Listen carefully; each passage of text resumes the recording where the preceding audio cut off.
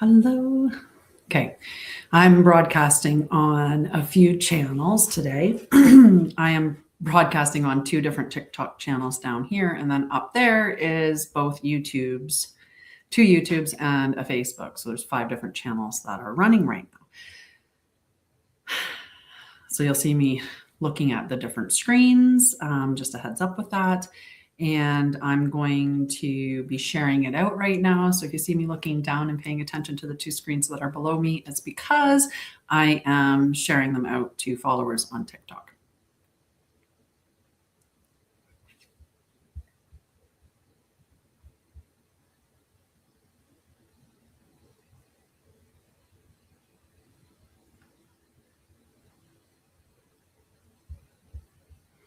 And TikTok always changes the way that it does things. And one time it'll let you send it out to 15 at a time. And then another time it says 10. And I don't know, just to keep you playing, I guess.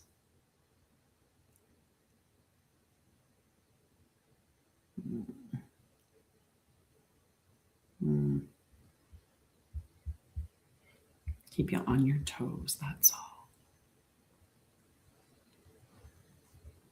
How's your day going? Happy Equinox, official new year. Many traditions around the world celebrated this day as the new year.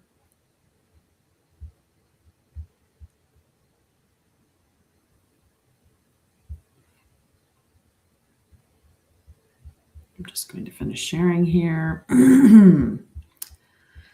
And it's like I said, it's taking a little longer today because fun, TikTok decided to say you can't send it to 15 at a time. You can only send it to 10. And so it makes it a little bit longer to share it to everyone on the list. I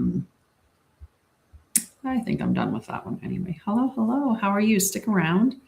Check it out. You don't know what you're going to miss. I am doing, I'm going to be talking about Equinox. Hi, Ray J. Hello, everybody. Hello, Carol.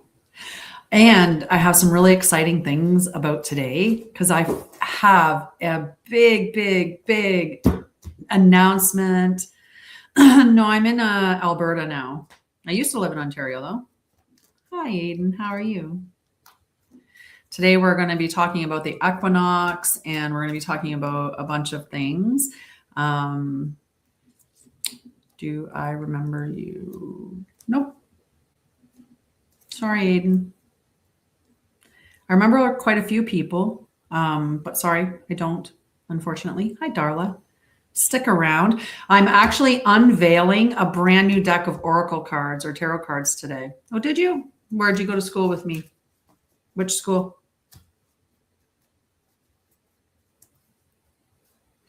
I went to a few. Hello.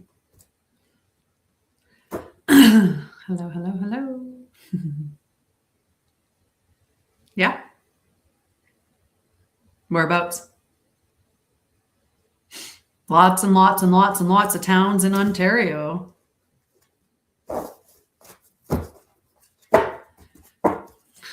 You'd have to give me way more than Ontario. You could either name the live or name the actual school or at least the town.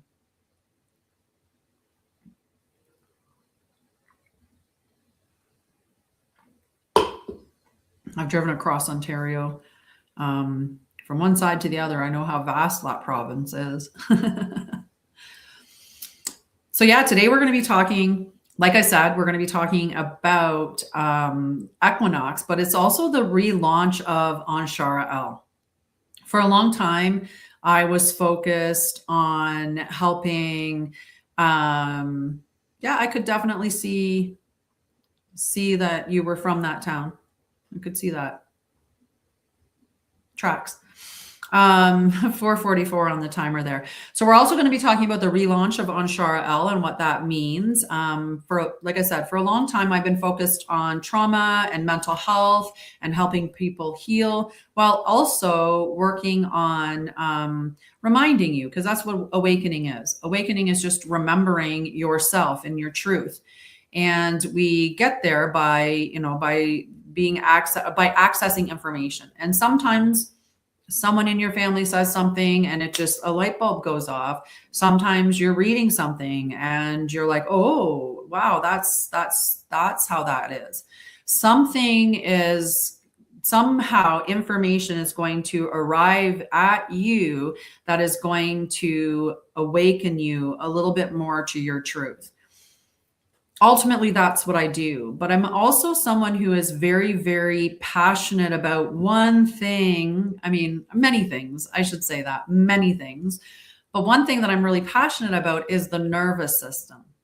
And the reason why I'm very passionate about the nervous system is because it is something that, if it's dysregulated, like it is when we are traumatized, when we experience those types of things as children, when we grow up through those chaotic or toxic environments and our system is dysregulated from training, like from birth, as like through our training period, it gets trained in a dysregulated environment, then we become adults who have a dysregulated nervous system and we're not even aware of it, right? Because it's just your normal.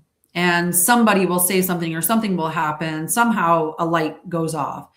At some point, we maybe as children stop saying, yeah, that was just my life. And we start realizing, oh no, that was trauma. That was definitely traumatic. And when we realize that there's the trauma there, maybe then another piece of information that comes to us is, that some of these things that we're experiencing are signs of childhood trauma, or they're signs of a dysregulated nervous system. Or maybe they're signs of overwhelm, anxiety, depression, inability to cope. Some of us run around with what's called high functioning anxiety and depression. And that's something that I did. I ran through most of my adult life high functioning. And what that means is that you're able to function in society without needing to be medicated. That's what high functioning is. Or you can still function in society with minimal medications. And so high functioning people, what they tend to do is become workaholics, they're people pleasers.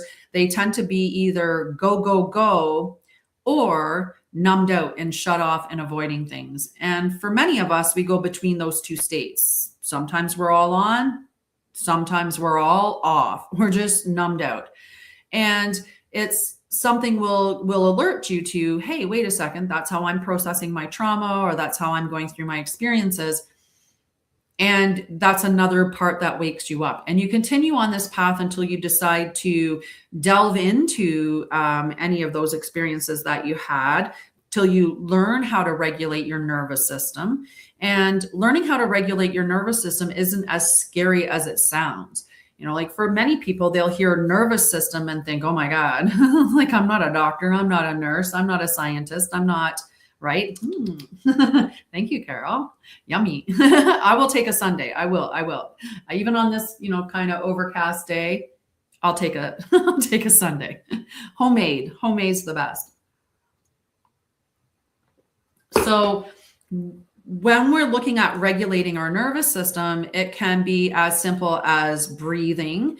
One of the biggest things that you can do to help your nervous system is learn how to breathe properly, and also how to breathe under times of overwhelm or chaos or, trauma, when you're experiencing triggers. What we're learning is how to get to that space we should have been in the beginning, right? We shouldn't have had to teach ourselves this as adults. We should have known this as children. We should have been taught by our parents, but they couldn't teach us because they didn't know. They were raised in traumatic, chaotic environments, and they taught us from that window. Society as a whole is traumatized. It's chaotic. It's toxic. It is so toxic. What they tell you the man should be is most oftentimes wrapped in some toxicity and distortion. What they tell you the woman should be, again, toxicity and distortion. There's so much that's built in, because the more that we are detached from our truth, the easier that we are to control, and the more that we can be turned into puppets, or we can be turned into consumers. And that's what they want us to do, is to consume their stuff. Whether that's the TV, that's the news, the programming, it doesn't matter. Whether it's the next diet fad, it's the next new bag, it's the next Yeti mug, it's the next whatever. I guess it was Stanley that had that big thing where their mugs went huge for a bit. There's all this chasing something external to us. And so the system is dysfunctional. It's not meant to work for people, like for us, in the way that we are meant to live as healthy, aligned, spiritual beings having a human experience. This is dysfunctional. And we can see that. You can see that with the recent things that were released within the United States that has an impact around the world. You can see what's happened and what hasn't happened with that, to just understand dysfunction. That most of the people up here are not good people and they shouldn't be running countries, right? But here we are. So I went from helping with trauma and working on ascension, and part of everything that strings it together comes always back to the nervous system. Your ability to handle what is happening around the world, what is happening in your life, and your ability to grow, your ability to hold more money, your ability to have healthy relationships, it all comes back to your nervous system capacity. And I've been talking a lot about how your spine is an antenna. And when you learn that information and you start to really sit with it and you think about, well, if my spine is an antenna, then does it not make sense that the antenna should be erect, that it should be upright, that it should be, in alignment? So if your spine, the column, is all crunched over, which is what we are when we're depressed, then how open is that signal going to be? So everything that I've been teaching lately has been coming around to a couple of factors.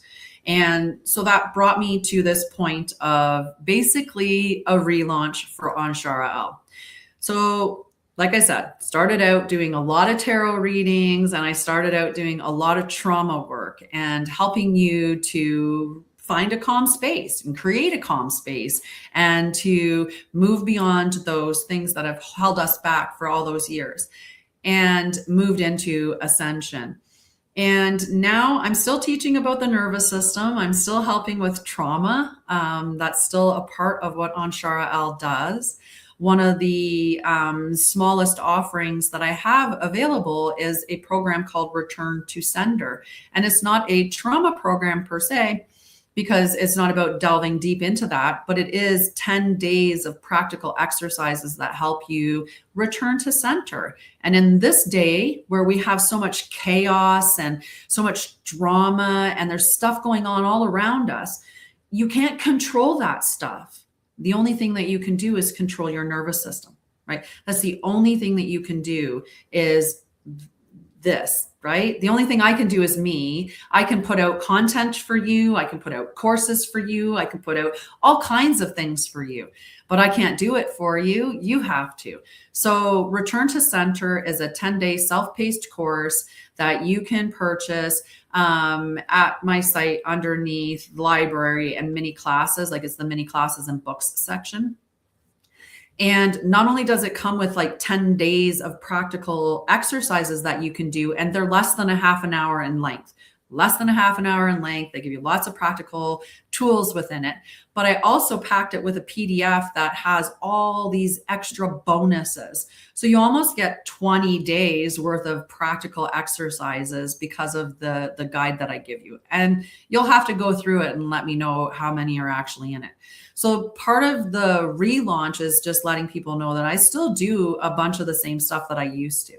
I still work with you with trauma and mental health, but to me, awakening is remembering your truth, and it's returning to who and what you are and how you're meant to live. That's what awakening is. Oh, thank you, Carol. That's so beautiful. And when we're doing that, we're just peeling back layers, like peeling back layers of an onion. And every layer you peel back reveals a bit more of your core truth, who and what you are. And part of the peeling away the layers is the trauma layers. We have to peel those layers away. We have to look at the shadows, right? We have to accept ourselves fully, wholly, love ourselves. There's a lot of distortions that we have to work through. And those distortions aren't just personal distortions that we've inherited through our parents or through society, where, you know, maybe in your family, it was a common thing to say that girls had to be good. Hello, welcome to our Equinox / Anshara'El relaunch. I have a very exciting thing that I'm releasing or talking about today. So please stick around and see what I'm going to be showing you. I'm so excited. I'm very excited about it. Okay, so I'm very excited about the Anshara'El relaunch. I now have a bunch of readings available, and these are true sidereal readings, but true sidereal with my own personal twist. So anyone that knows me and has been with me for years, and Crystal and Carol and some of the people that are watching, they've been a part of my team for years. This is my 5th year. In July, I celebrate my 5th anniversary. So, you know, slow and steady wins the race. That's what slow and steady wins the race. But no, I'm here for a long time. This is my passion. This is my purpose. It's aligned with me. What I bring to you is over 50 years of knowledge and all of my past lifetimes of knowledge and experience as well. And I'm not just somebody that speaks about spirituality. I'm somebody who does it. You know, so I'm not going to tell you to do anything that I don't do. And that's a method that I had with my trauma training and stuff as well. Whenever I did work with anybody, I always said, I don't give you anything that I wouldn't do myself or that I haven't done myself. Some of the things I liked more than others, but I still gave the stuff that I didn't necessarily love to you to try because maybe you liked it better. And I would still give you those things. One of my favorite techniques that I taught people, and this is a little one, if you have anxiety or you tend to overthink, right, which is a lot of what anxiety is, it's that hyperactive energy. So if you tend to overthink, one of the things that you can do, and it doesn't matter where you are, you can be on a bus, you can be driving your car, you can be in an office, in a meeting, you can be anywhere. And you can take your thumb and you can put it against your 2 fingers, okay, and rub. That's all. That's the only thing you're doing physically that anyone would see.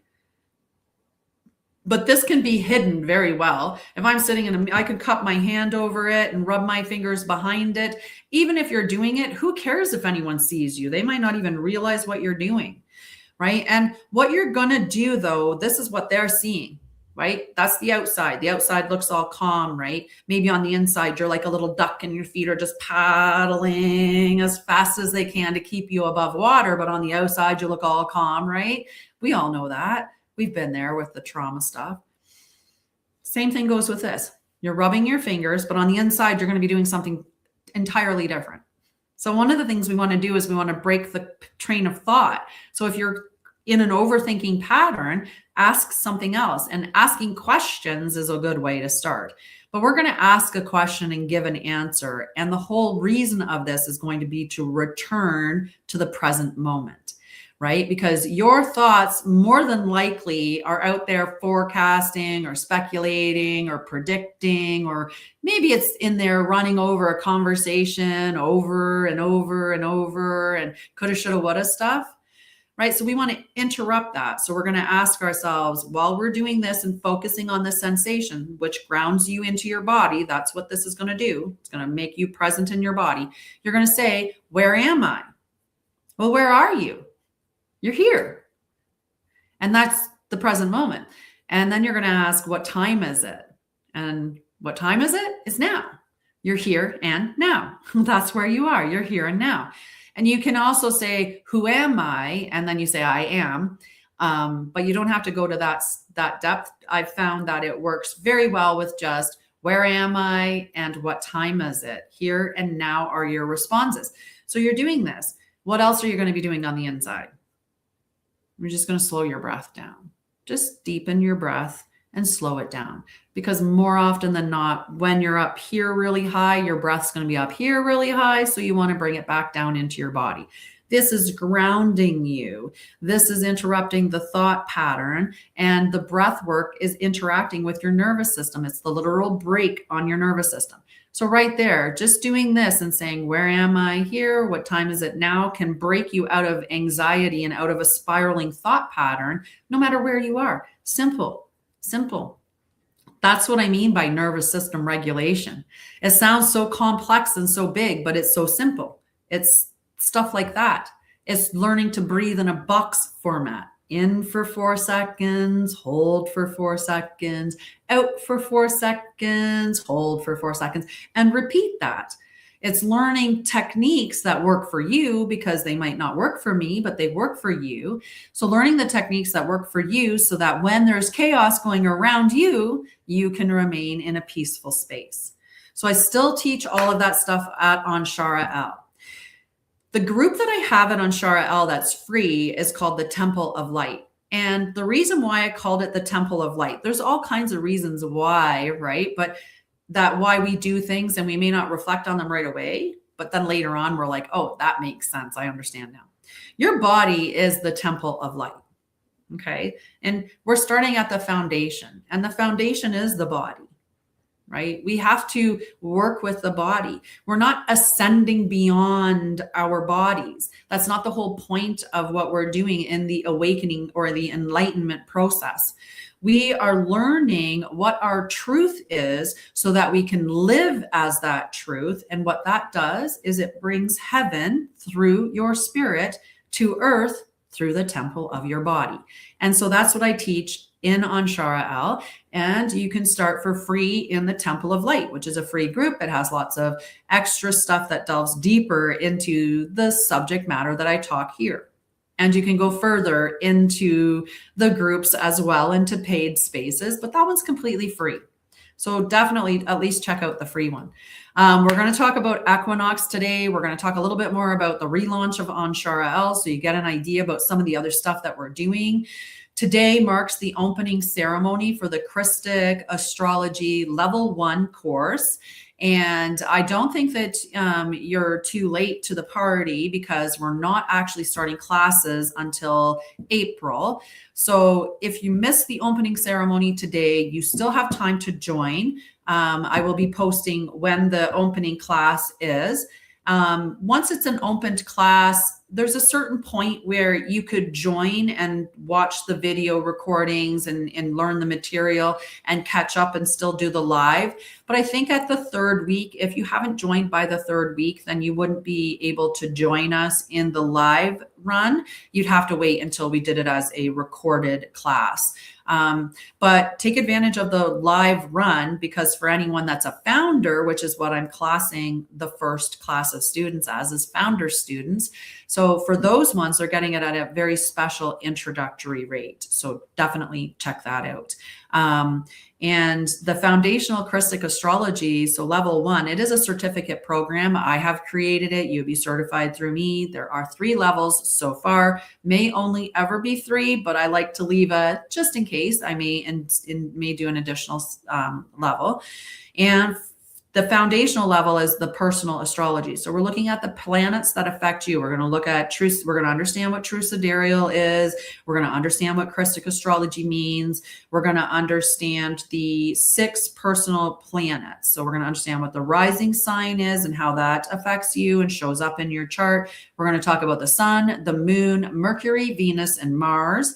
You're also going to get an introduction into Jupiter and Saturn, but those are more larger ones. Hi, Steve. How are you?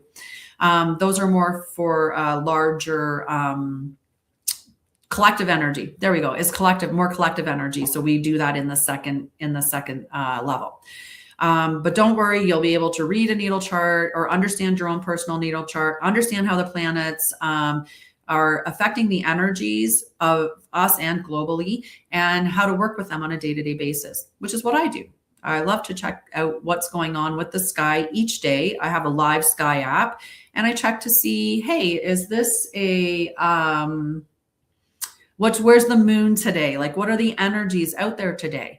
Some energies call for more introspection. So on those days, I'm not pushing myself to be outward and, create a lot of content that's front facing, where I'm doing a lot of stuff. I will take more time to be introspective. And that's just the way that you work with it. You don't totally throw away your entire life. Like, if you've got structure, you don't throw that away because the moon said it's okay to be introspective. It just, the energy and the way that you express it is different. I love you so much. I love you so much. All right. So what do you guys want first? Do you want to talk about some Equinox stuff, or do you want to see the one thing that I'm really, really, really excited about showing you? And please say hi where you're from on the other devices as well. I am Tanya, but I go by Sha'Ryah and Lorian. Sha'Ryah and Lorian is my soul name, and I have an ability to be able to give people their soul names.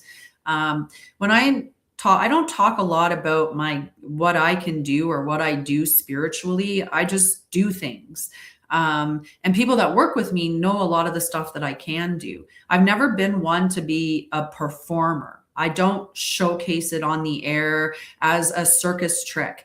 I know in the beginning, when I started opening up with my spiritual gifts, I started doing some stuff online, but then you have people showing up on your live and they're like, ask, and it just made me feel like I was just like that, it was just, I should be giving it to everybody. And I didn't feel comfortable. Like I said, it makes you feel like you're kind of like a circus freak and a little bit, right?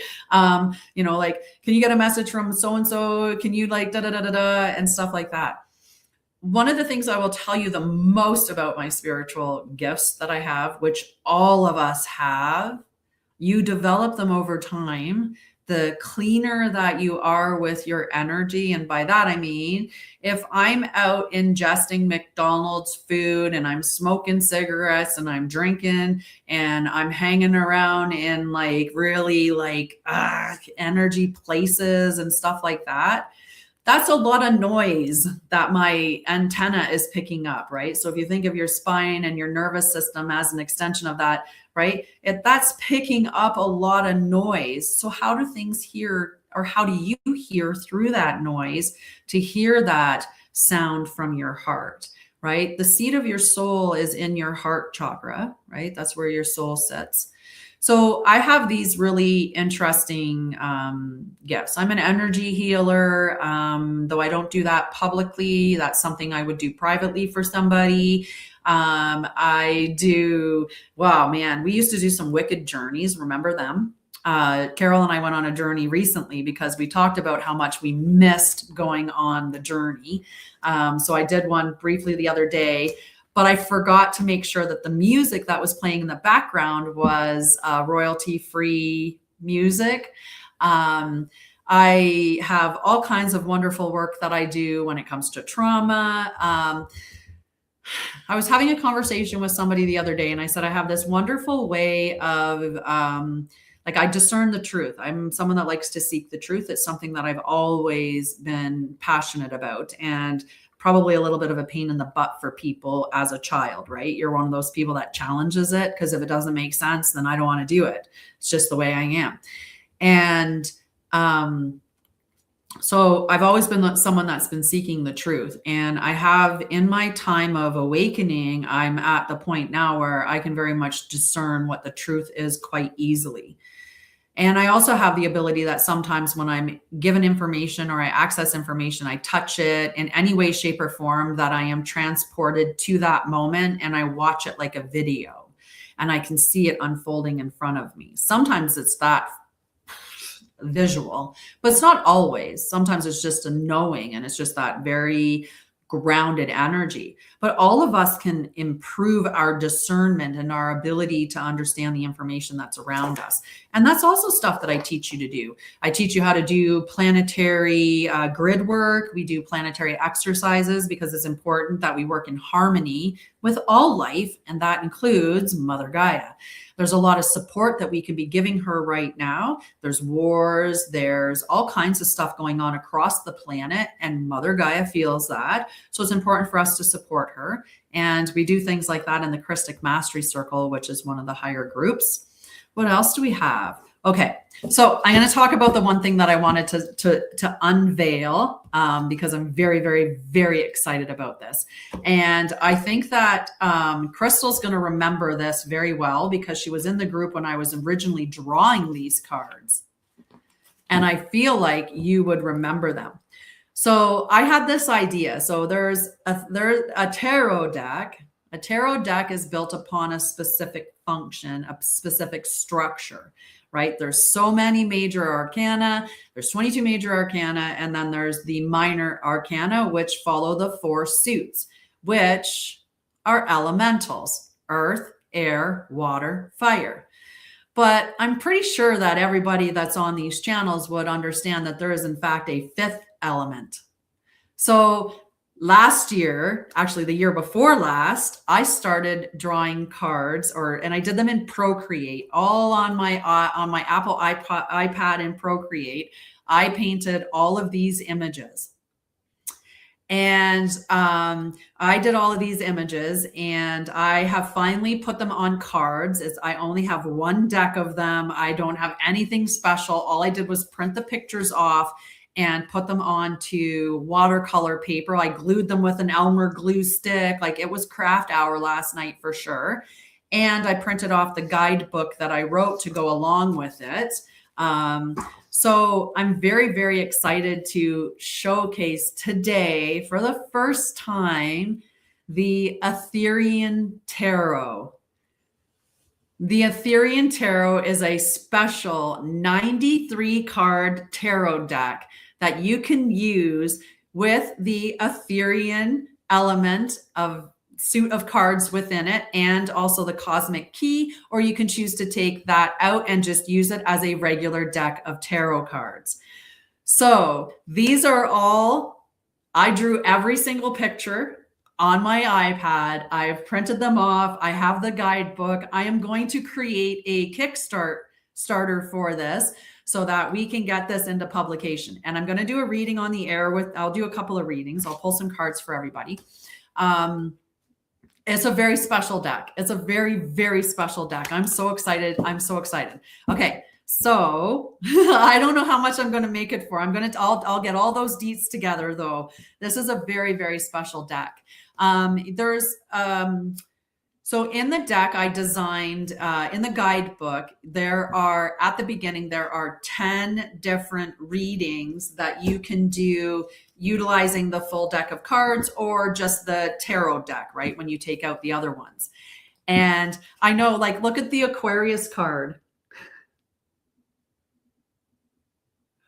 right?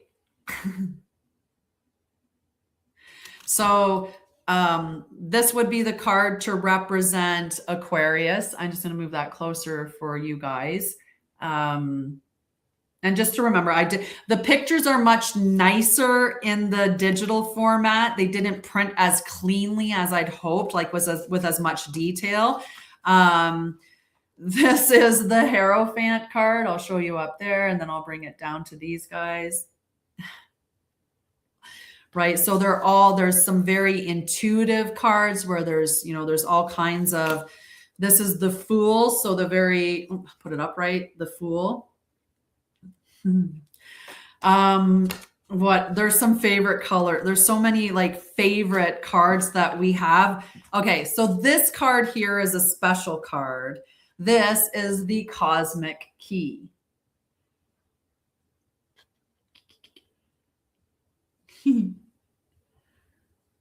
All right, so we've got the Cosmic Key. Okay, I'm going to read the Cosmic Key on the air as an opening for this deck.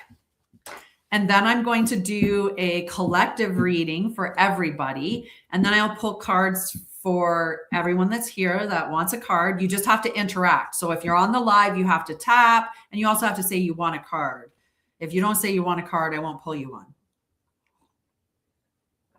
Okay. Let's read the Cosmic Key. which I shuffled back into I stuck back in the deck, which was silly. There it is. I like to have the card out when I'm reading it in case I want to show it. Okay, so this is the cosmic key. So you can all see that. I'll put it up there nice and close for you again.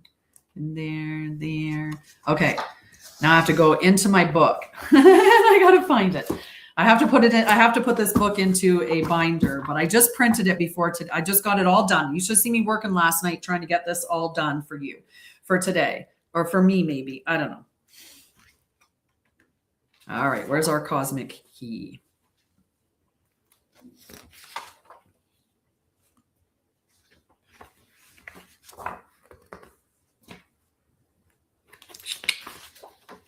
Oh, noticed another typo in my book. I got to fix that. Okay, cosmic key. The meaning of the cosmic key. Divine unlocking and sacred passage. You hold the cosmic key, an ancient and luminous force encoded within your soul. It is the key to unlocking higher realms, activating divine remembrance, and stepping into the limitless expanse of your true being. With it, doors long sealed begin to open, and the path once hidden is now illuminated before you.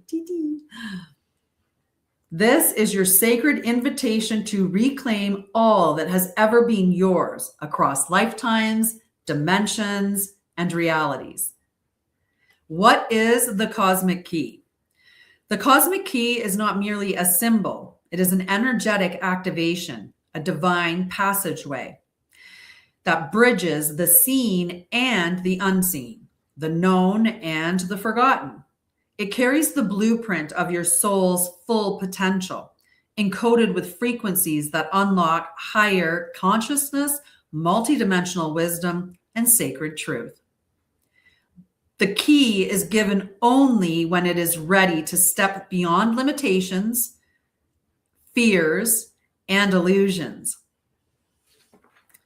To receive it is to declare yourself a conscious creator, one who holds the power to shape reality, traverse dimensions, and access the hidden mysteries of the universe. The cosmic key reveals itself when you are ready to receive higher wisdom, divine activations, or a significant timeline shift. If this card appears, it is summoning to unlock, remember, and reclaim. Here's how you can activate its full potential in your journey. Enter the gateway of knowing. Sit in stillness and visualize the cosmic key glowing before you. Okay? If you're safe to do so, close your eyes and follow along.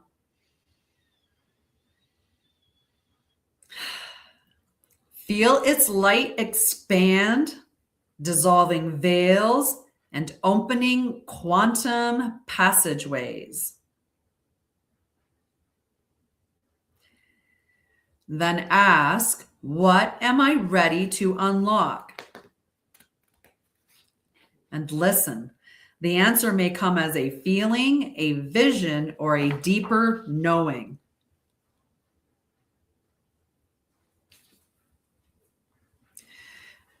There's other ways to activate it, but we're not going to talk about them here. We'll do it when it's more individual. The message from the key itself. I have waited for you across lifetimes, resting within your soul's infinite light. You are ready now. I do not unlock what is not already within you. I simply reveal what you have always held. The path is clear. The time is now. Step through. You are the key. You are the gate. You are the revolution. How cool is that?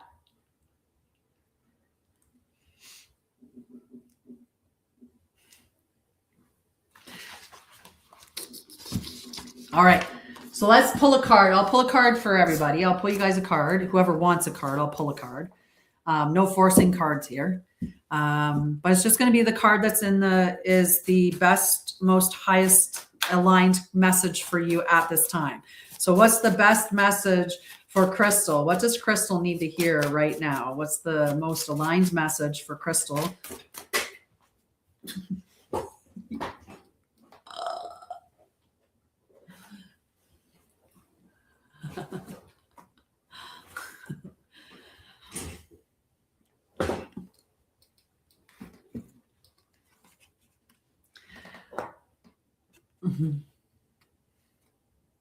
Okay, so we'll show everybody the card. We'll put it up there nice and close. This is the Two of Earth. Okay. So give me a second to pull it up in the book. Hello, Marichi. Buenos dias. Yum. I'm getting lots of ice cream today. I'm loving this. All right. I didn't pull it too far. That was pretty good. The Two of Earth. Oh, it is. There is some choices here. Balance, adaptability, and harmony.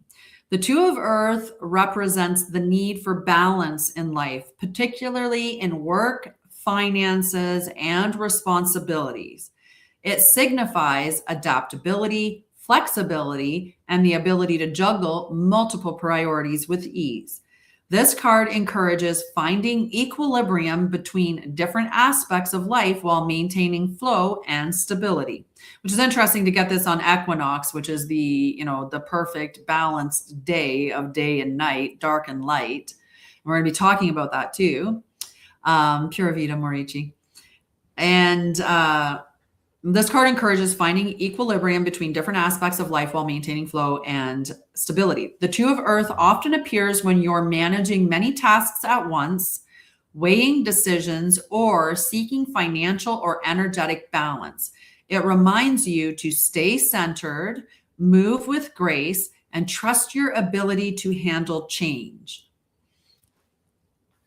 Your message is, I flow with the dance of life, maintaining balance in all things. Okay. A second card flew out for you as well. And I'm just being generous today. It's been a long time since I've done cards, and I love that these are mine. I made these. I drew these. I did these. These are mine. I'm so happy about it.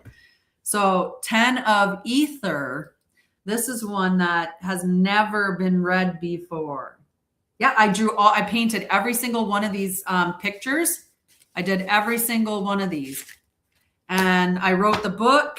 It's been a year and a half in the making, and I am releasing it today. I'm going to do a Kickstarter for them so that we can get them into production at some point. But right now, I'll be able to use them on the air anyway, and I'm super excited about that. Clearly, I'm very excited about it. Every time I talk about it, I start getting oh. That's why I stopped doing cards. When I drew these cards, I stopped doing cards because I didn't want to do any. I wanted to use my own. And now I have them, so I can use them. Okay, 10 of Ether. Let's see, we're at page of Ether. We're not far. 10 of Ether. This is so this is Cass. Okay, this is Cass Mandu, and this is like my spirit. So like it was just our spirits, like Cass's spirit and my spirit was what the kind of the image is. But this is called the final integration. The card meaning. The 10 of Ether represents completion, transcendence, and the full embodiment of divine wisdom. This card signifies the culmination of a journey, the integration of lessons, and the readiness to step fully into a new level of being. It holds the energy of spiritual mastery, ascension, and the dissolution of old limitations. The figures, so I'll talk about what the elemental stuff is, okay? So the ethereal figures dissolving into light, representing the merging of the self with divine consciousness.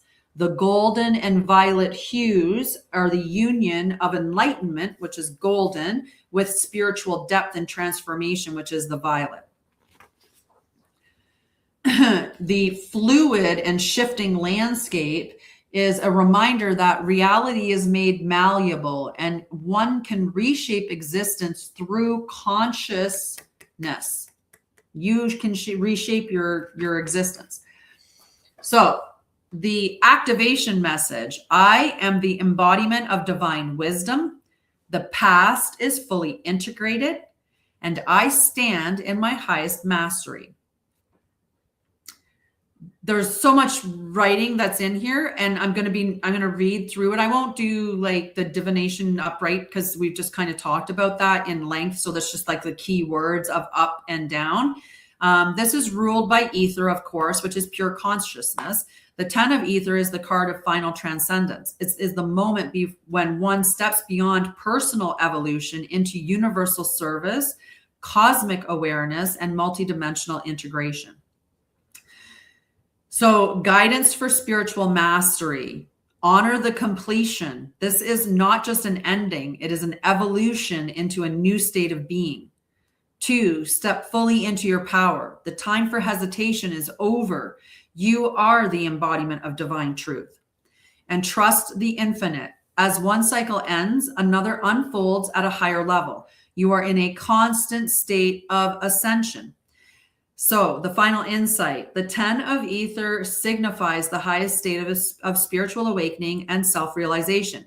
It is a card of profound wisdom and mastery and unity with the divine. You are no longer seeking the path. You are the path. It is time to embrace your full radiance and step forward as the cosmic architect of your highest destiny. There you go. All right, who's next for a card? Who wants a card? Who wants a card? I'm going to stop banging that. That might sound really loud on there. So balance, honey. That's it. Equinox. Balance that stuff. Edie. Okay. Can I get a good message for Edie, Spirit? What's the highest, best message for Edie at this time?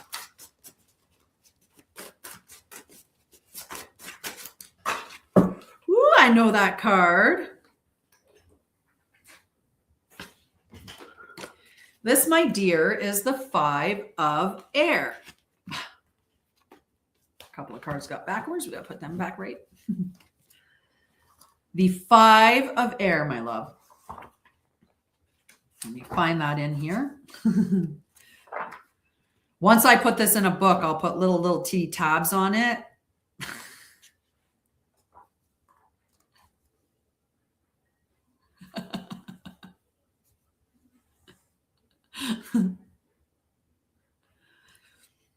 I love talking about I do that. Like I do the breakdown of the images so that it gives them more, it's the symbolism and everything, like why I drew it that way, right? 5 of air, 5 of air. Here we are. 5 of air. Okay. The 5 of air is called the smoke of conflict.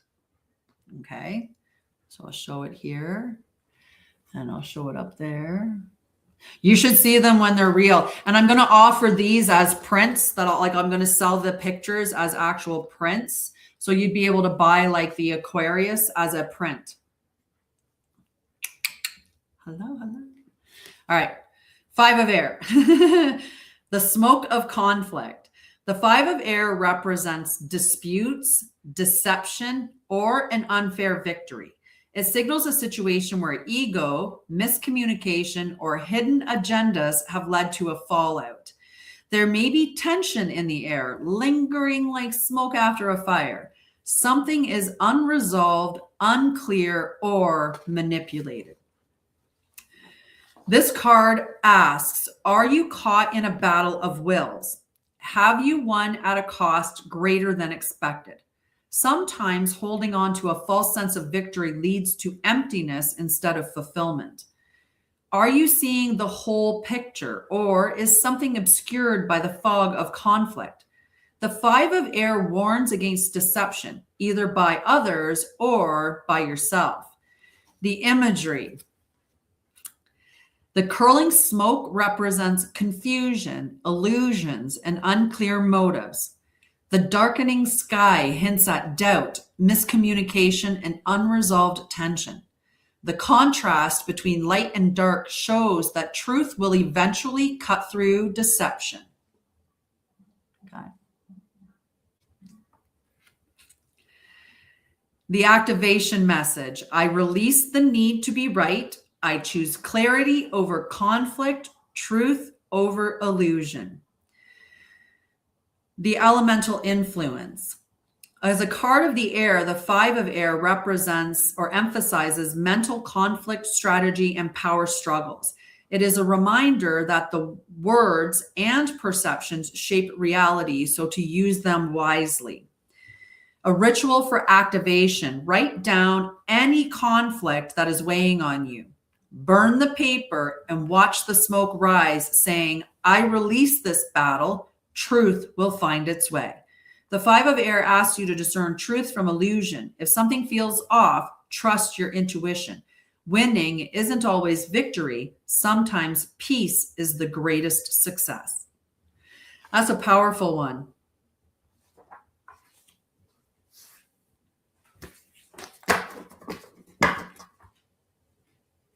Had to make sure I put it back together. Yeah, I got that card today too, Edie, and I realized it was, it was a situation where I feel like in the space that I was morally right in it, or that my way was the correct way, but I would rather just have peace. I don't need to be right. It's just, it's just whatever. Carol and Morichi, are you still there, Morichi? Did you want a card? Carol and I were going through some of them, and I was like, oh yeah, I would put that on my wall, and I would put that on my wall. I would paint that and put it on my wall. There's so many that I would paint and put on my wall. So anybody that wants a card, you can have a card. You just have to ask for a card, and you have to interact. And interacting would be definitely by asking. And then we're going to talk about the equinox. And we'll go through some of that and talk a little bit more about Anshara'El and what Anshara is doing these days.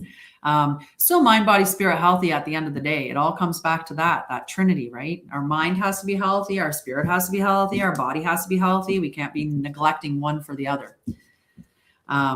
So nobody else is saying they want a card. So I'm not going to give anybody else a card, but I am going to do the collective reading. So at this point in time, I'm going to pull some cards. Nice. I'm going to pull some cards for the collective. We're going to do a collective energy check-in. I'm not going to read to the depth that I was reading for you guys individually, because that's just a lot of content, but I'll give the reading for the collective energy. So can we get a collective energy check-in right now, Spirit? We can. Okay. We got 3 cards, and I'm just going to take those 3 cards, and that's our reading for the collective. And I like it. I like what we've got. We've got 2 upside down and 1 upright. Carol wants a card. She does. Okay, let's look at our cards. 2 of them are ether cards, so a lot of spiritual energy coming out, and then water. Okay, so let's check our first card, which is the 6 of ether. There we are. All right.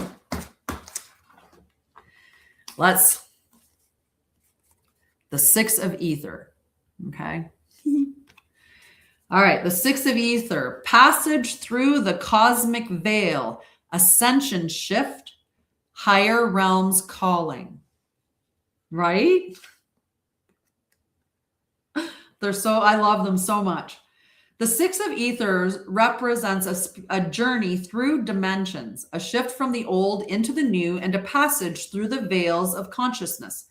It is the bridge between timelines, guiding you from turbulence into clarity, from limitation into expansion.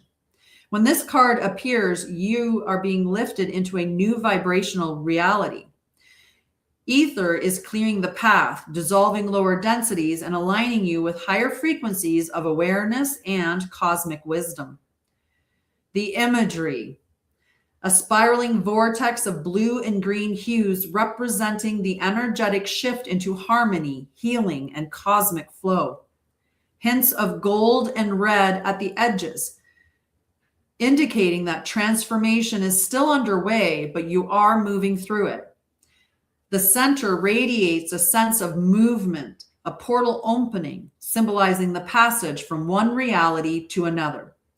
The activation message, I release the old and trust in the divine flow.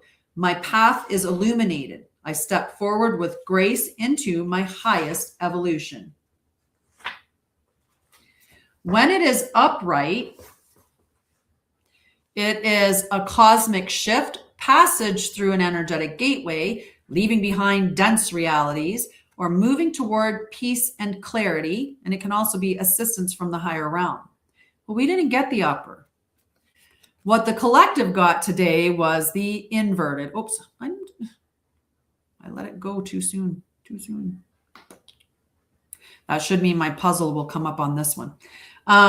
We got it in the inverted or the reversed. And so in the reverse decision or in the reverse position, it talks about resistance to moving forward, fear of change, clinging to the past, and stagnation in spiritual development. And we can see how this is unfolding collectively, right?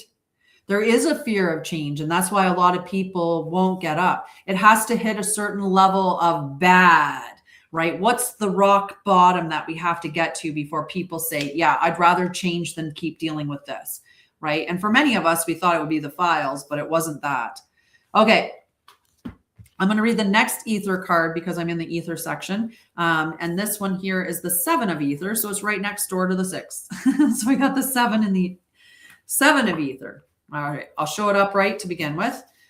This is the sacred tree, the wisdom keeper, cosmic choice.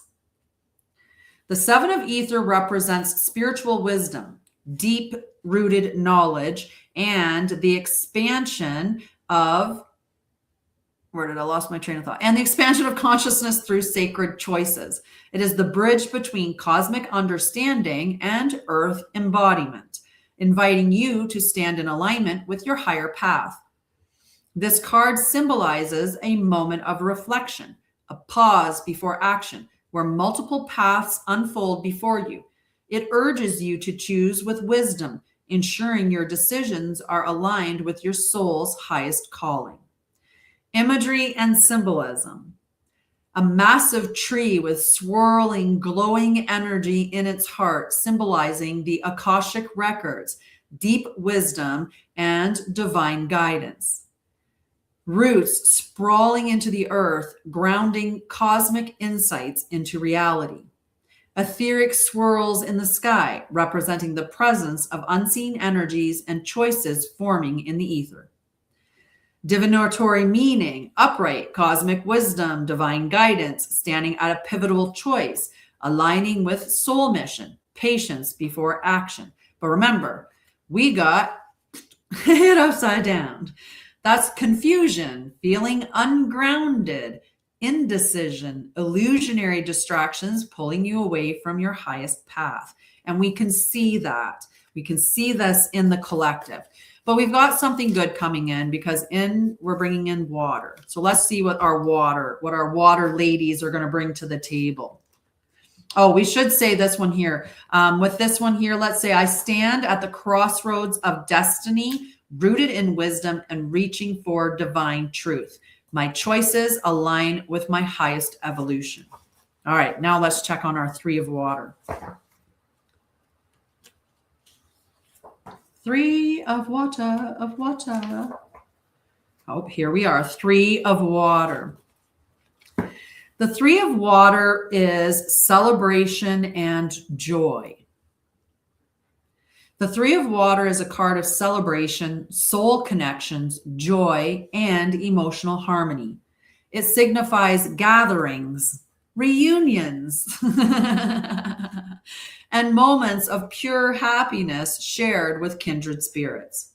This card is a reminder that life is meant to be enjoyed with love, laughter, and connection. It represents friendships, soul family, community support, or a time of emotional fulfillment. Whether it is a personal milestone, a creative project coming to fruition, or a sense of unity, the Three of Water calls for gratitude and openness to share joy. So although we've got the spiritually confusing time right now, we don't know where we're headed, where there's a change that needs to happen and we're afraid of that. We're starting to reach out and starting to connect with our soul families. There's lots of unity or connections or spaces like mine that I've created that are for these purposes, where you can come and find like-minded people and connect to your soul tribe around the world. Around the world. Seems to be that way, right? So the imagery and symbolism. 3 glowing figures radiating heart energy. My battery's getting low on my iPad. 3 glowing figures radiating heart energy, rising together in harmony, surrounded by ethereal waters of connection.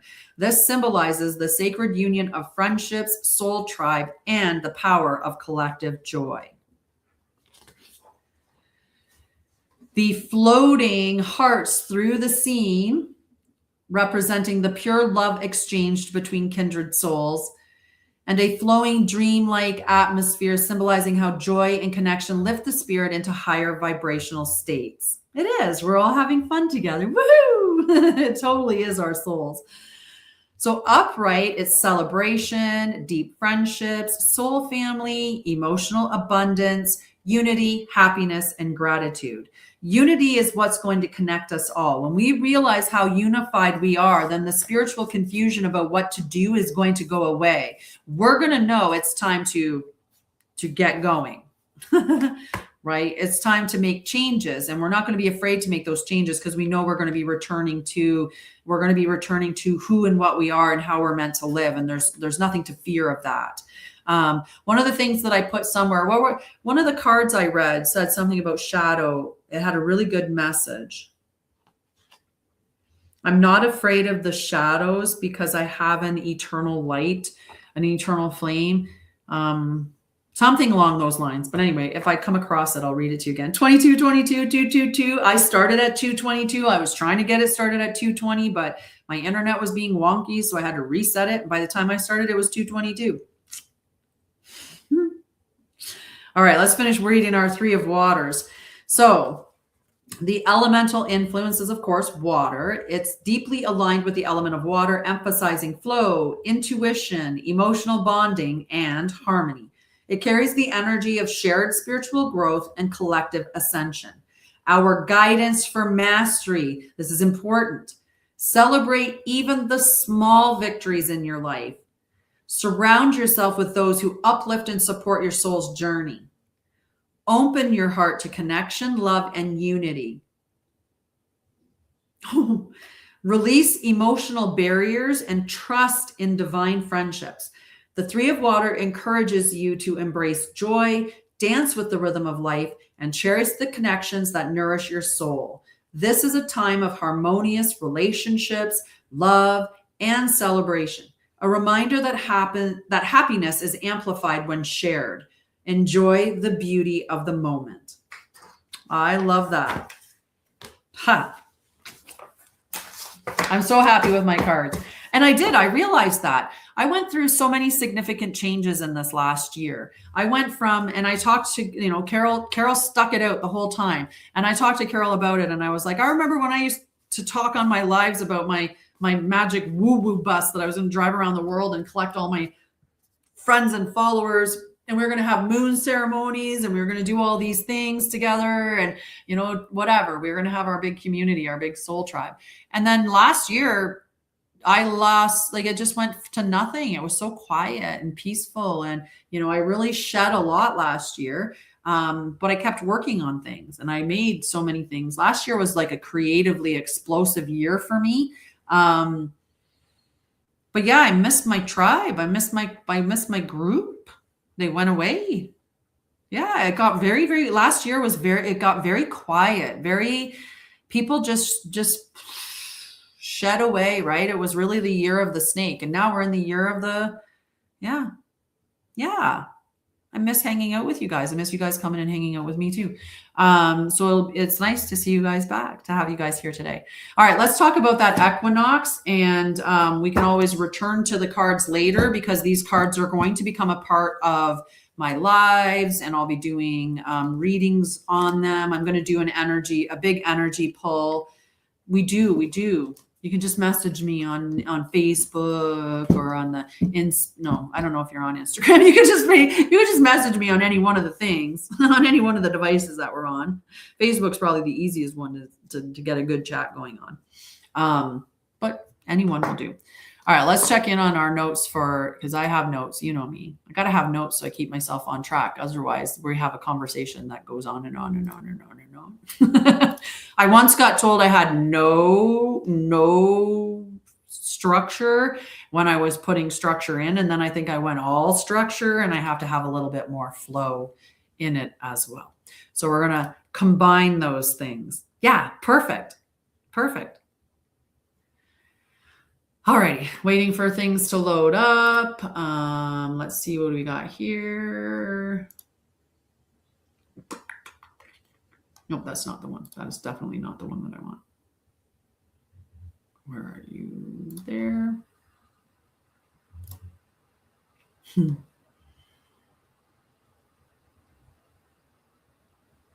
All righty. I think this one here.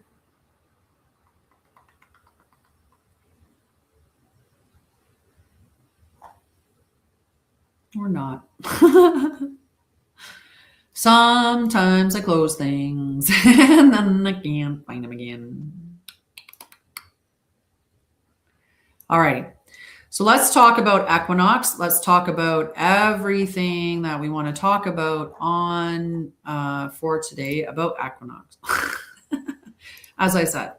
Hi, Christine. Man, I could co-host with her. She's a small medium. I'm a medium. Just medium all day a medium. All right. Stop coughing a little bit for a minute here. I need to have some tea. My computer's being really slow. It's just being annoying.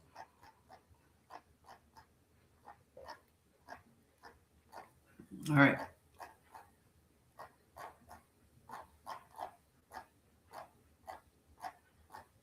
There. I found it. All right. Did you want a card, Carol? We're like, where were you? We didn't give you a card because you went away.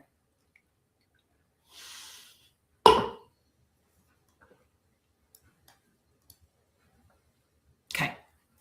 All right. Perfect. That'll be the perfect transition because now I have finally found my equinox notes, so it'll work out perfect.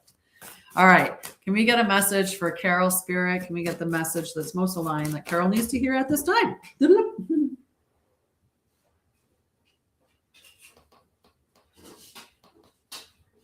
Like, just get it. Don't fall off my chair to do it, though, but just get it.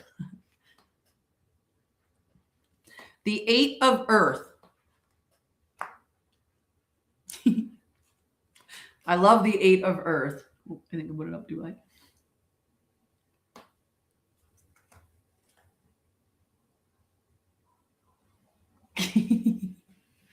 I'll pull it up. I'll pull it up when we go through the symbolism. That's fire. Which one are we on? Water. Earth. 8 of Earth. 4. 8. All right, we've got it. All right, the 8 is mastery, skill, and dedication. The 8 of Earth is a card of diligence, craftsmanship, and learning. It represents the process of refining your skills and committing to mastery through focused effort. This card encourages dedication to your craft, whether in work, personal growth, or spiritual development. Switch sides. The 8 of Earth also suggests that education, study, or training may be beneficial at this time. Right on time. Right on time. Whether you are developing a talent, improving a skill, or deepening a knowledge, I got to find a way to put this on something so I can charge it. Because it's running out. I brought my charge cable in here so that I could, but the problem is they put the charger in the bottom of it, and that's just not a good spot for a charge cable to go. Give me a second, guys. I don't know if that one's going to be large enough to reach. Try not to lose. Try not to lose it. See if I can prop it on something. Sorry, guys. Sorry. Had to get it. Okay. Did we flip it or something? No. Flip it back around. Nope, not that way. Nope, not that way. Nope.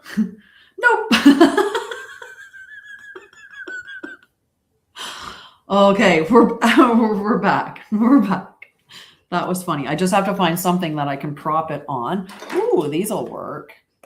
We'll set one on each side and then put the thing in the center. It might work. I don't know. We're going to try. Woo! They're not tall enough. 2 of them would be tall enough. If I had another 2, but I don't. Maybe the lip of this bowl is as tall as that. That might work.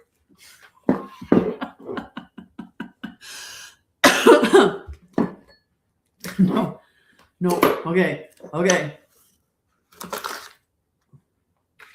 I blame me. I blame me for all of this. Okay. Did we get it? We did. We just have to stop it from sliding forward. That's all. Okay.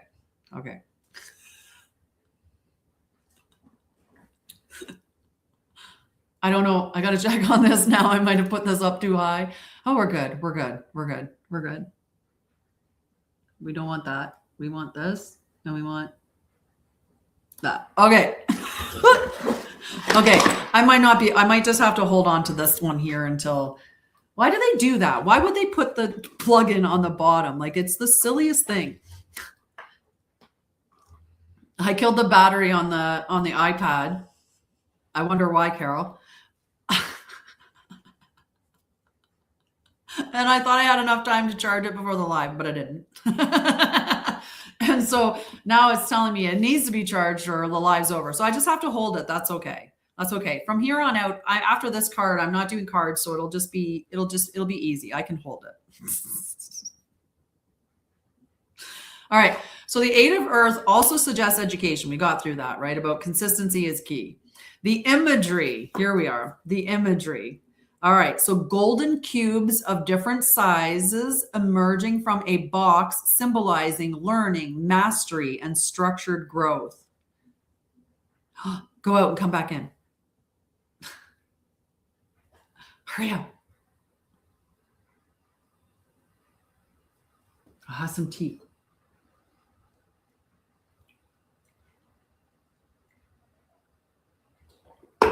That's me looking in the distance. I drop my glasses down so I can look over them and see out in the distance. Is Carol back? Hi, Luke. I don't know who you are, but thanks for hanging out for the whole time. Tap, give a couple likes. Help this live go out. Oh, and do follow me at Sha'Ryah and Lorian. Follow me on my other channel because I'm trying to make that the main broadcast channel, like the main channel. We just went 333, guys, but now it's 334. Hi, Denise. Long time no see. Okay. Symbolism. Golden cubes of different sizes emerging from a box symbolize learning, mastery, and structured growth. Patterns on the cubes reflect different areas of skill development and hidden wisdom.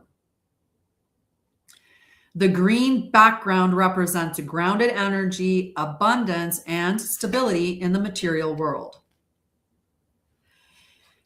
Your activation message: through dedication and focus, I refine my gifts and step into mastery. Right? How perfect. We got all the numbers today. 111, 222, 333. My iPad's at 8% now, so you know that's not 5. It's better than 5. So ruled by the earth, this card aligns with Taurus, Virgo, and Capricorn, reinforcing themes of discipline, structure, and patience. Exactly. On my relaunch day and Equinox, we're just about to talk about Equinox. I was just showcasing the cards that I created. I painted and made them. I did this. I made them. I'm sorry for you over here that I'm moving it around. I'm just keep looking for something that I could balance it with that would work. But I don't see anything. I'm not seeing anything. Okay. Let's finish your card, Carol, and then I'll figure out something. I might even choose to close down the one live. So since that's, I just might. We'll see. All right. Through dedication and mastery, I refine my gifts and step into mastery. Ruled by the earth, we said that. Okay, so the guidance for aligning with mastery: commit to your growth, whether in career, craft, or spiritual development. Put in the effort. Trust the process. Mastery takes time and practice. And be open to learning, seek guidance, study, and refine your skills. The 8 of Earth reminds you that true success is built through dedication, patience, and continued refinement. Whether you are learning a new skill or deepening your expertise, your work will be rewarded. Stay committed and trust that every small step contributes to your greater mastery. How nice is that? I like it. All righty. Let me see if I can, what I can do. Maybe I can figure it. Like, I'll try it again. I'll try it again. Ooh, a deck of cards. Nice. Nice. I'm going to show you I'll show you, this might actually work. With to take the book out. Is that as tall as those two? Those two with the book. We're almost getting it, guys. Okay, cool. Would you like a card, Denise? I can give you one now because I've managed to prop up my device for now. We'll see. I should check my other broadcast and make sure it's not completely cutting off the screen. It could look quite funny. And then we're going to talk about Equinox because that was the goal of today. Okay, it's not blocking it. If it is, it's very minimal down in the corner. Perfect. So these cards, I drew them in Procreate started about a year and a half ago. I had thought of this idea that how tarot cards reflect the elements, each suit representing an element, but there's 5 elements. So I made a tarot deck that has the ether element in it. And so it's a 5-element tarot deck, and it also has one extra card in it, which is the cosmic key. So I have the book completed. I have the deck completed. I just printed off all of the pictures and I glue stick the pictures onto the paper. That's what I did. So anytime that I've got a problem with any of them, I can redo it. It's just a matter of reprinting it out and putting it back on the paper. But I do plan to get them professionally printed. And I'm going to do a Kickstarter for them. And I'm also going to have it where you have the ability to just purchase a card if you wanted to. So you'll be able to purchase just the print, right? I'm showing the one that, so yeah, you would have the ability to just purchase that and have it as a print on your wall as well. So I'm going to do that. I'm going to get all that stuff going. All right. So this is the unveiling day of the Arthurian Tarot and the keys of transcendence, or the keys to transcendence. Sorry. All right, so let's see. Is there a message? Spirit, can I get a good message for Denise, the most aligned message for Denise at this time, please?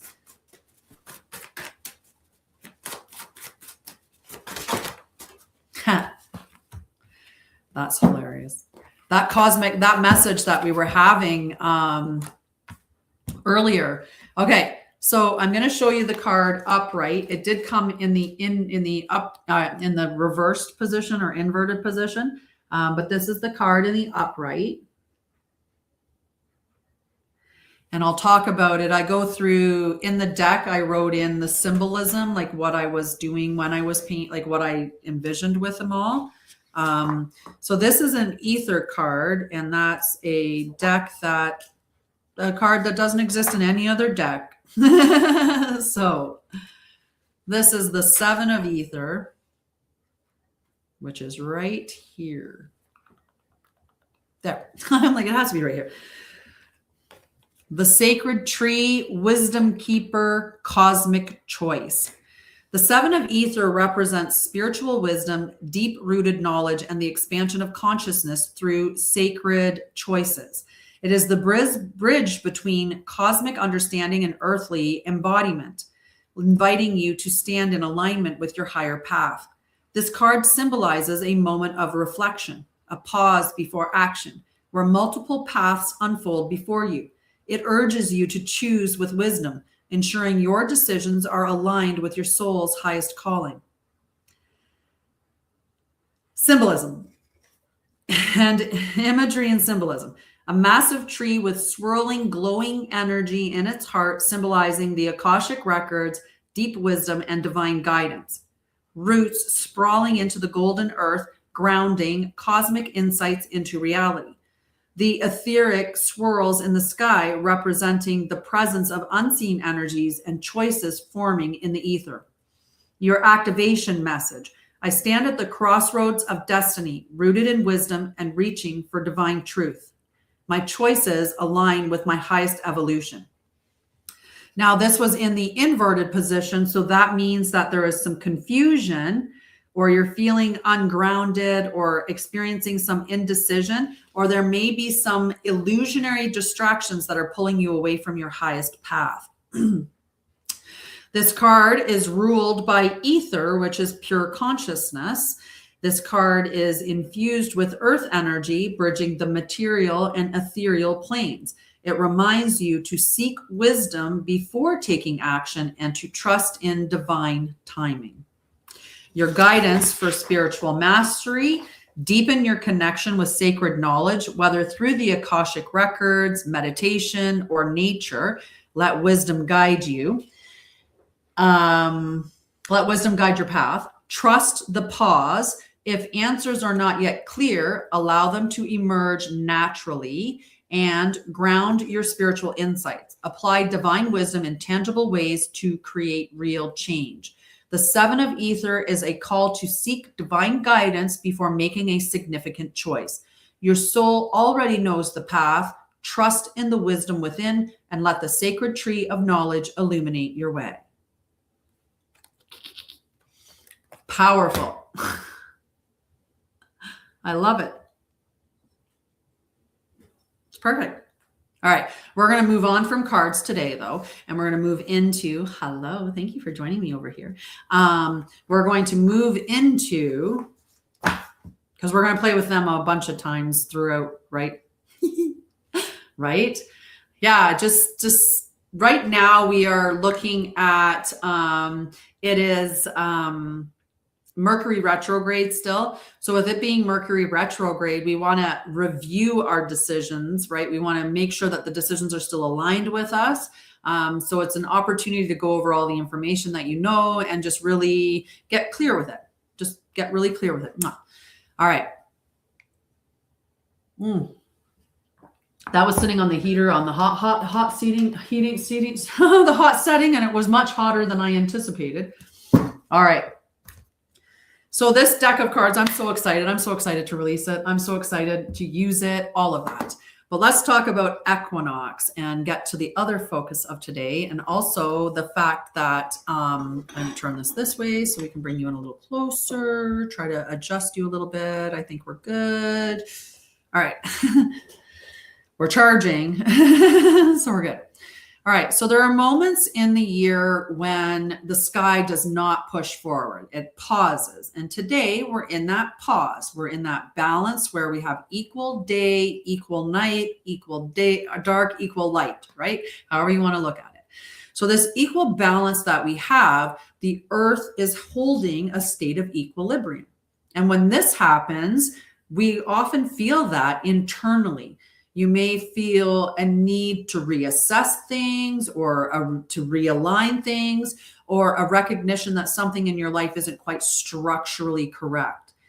That's going to come up because today you're going to feel the balance in the environment around you collectively, Mother Gaia, light, dark. You're going to feel that, and it's going to make the things that aren't in alignment with you more obvious, and ask for you to assess them, ask for you to realign them.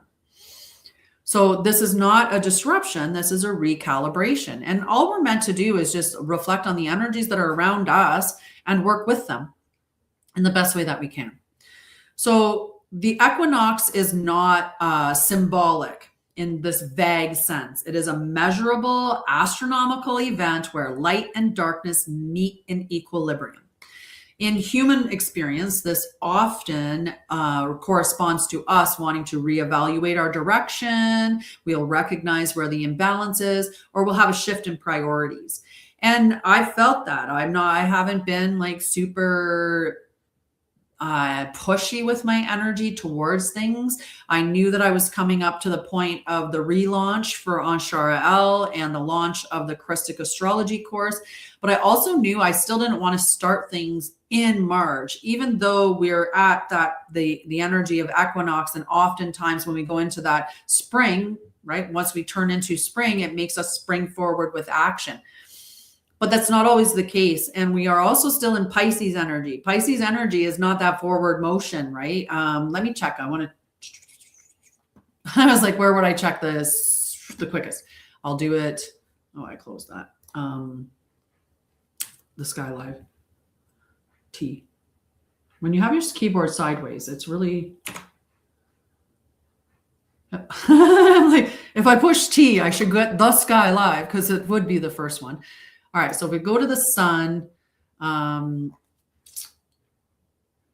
it in the sky for today. We'll go to the date and we'll move it forward. I just want to see what day it moves into Aries.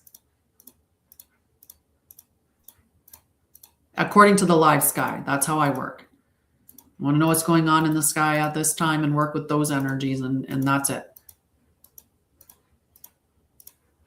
Pisces is a big sign. So it goes into Aries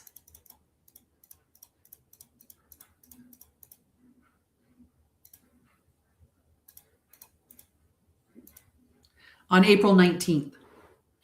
So we've got a long time yet in Pisces energy. So things will get started, but it's just that Pisces energy is the more introspective. And right now we're there, and we also have that retrograde, and it's just not the energy to just get going. It's the energy for you to be looking at, exactly right before. And Aries, let's go. Let's do this. So it's not that energy of that really fast moving forward energy. It's of a reevaluation or realignment and all of those, and shifting your priorities. We want to be finding the balance before we move forward with that energy. If the balance, or if it is the foundation that allows that sustainability moving forward. If it's not a stable foundation, if it isn't built on, a well-grounded structure, then it's just going to fall apart. And without balance, action will then be reactive. And instead, if you have balance, you're going to be taking action intentionally. You're going to be making those choices from a grounded place. So most people right now, they're not struggling because they lack knowledge. Right? That's not what most of us have, a world of knowledge, and, in a variety of different ways. And you could hazard to say that with the internet, we actually have too much information, and there's definitely too much information out there, but maybe not as much that's grounded in solid knowledge, right? There's always a little teensy bit that's been moved or twisted, or, that it's been manipulated or distorted a little bit just to keep us out of our alignment a little bit. And so when we're looking at that fragmentation, right, it's our energy or our attention, our awareness is going in all these different directions, right? What's happening in Iran? What's happening in the US? What's happening in Canada? How are the grocery prices? How's your rent? What's, like all kinds of things coming at us. And our attention is also fragmented in, watching that program, scrolling on our phones, like there's so many things battling for our attention, whether it's people or it's things around us. So too many inputs, too many directions, too much pressure to act quickly is all of that stuff is bringing to us. Coherence is what restores that clarity.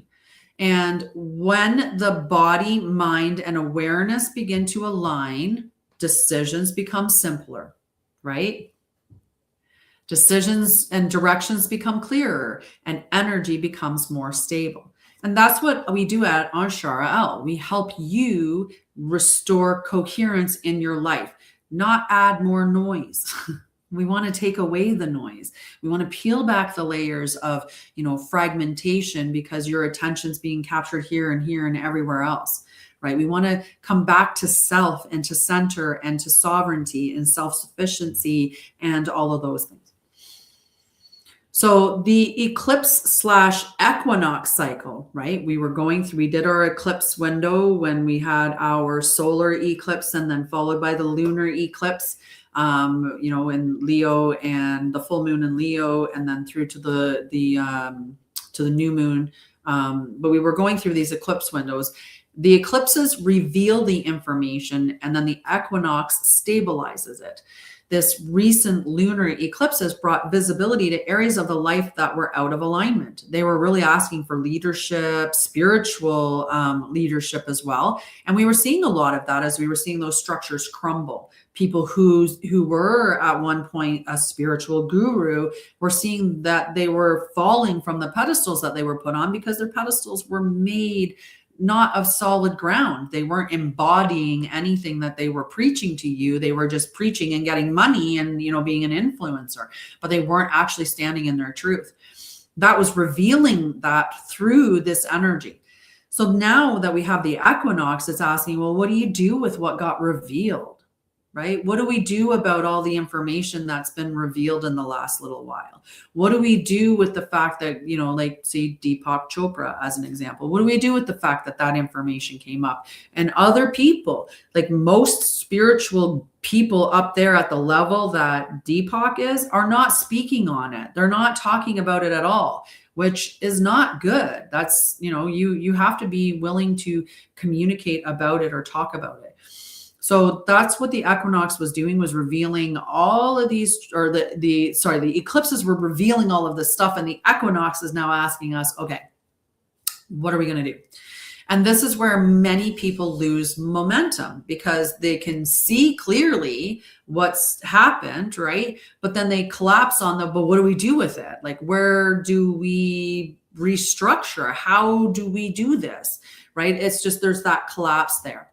So the equinox is at the moment is the point where restructuring becomes really possible for us now. So our practical integration, and you know me, I always have practical integration because if we're not doing something practical, we're not embodying it. And that stays as information and doesn't become wisdom or knowledge, right? So this is not a moment for overextension. It's a moment for precision.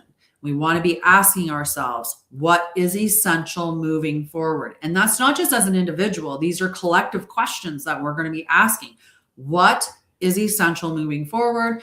What is no longer sustainable? And what requires structure, not more intention? Because clarity is not created through force. It's created through alignment, right? So we have to get into that alignment. And we talk about all of these things in the Temple of Light and in a lot more depth than that. It's a free community where we continue these teachings, we explore practical application and begin stabilizing these concepts into daily life. And from there, if you want to go deeper, we also have structured readings and programs and soul alignment sessions and classes and courses. There's all kinds of stuff to support the process. But the first step is simply entering Anshara'El and continuing the work. And you can do that at free in the Temple of Light. All right, I got way more to talk about. I was just making a little teensy tiny little there. All right, where's my other note? Because I thought I opened it up, but I didn't.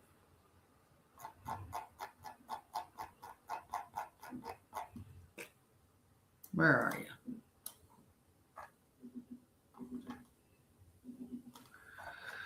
Sometimes.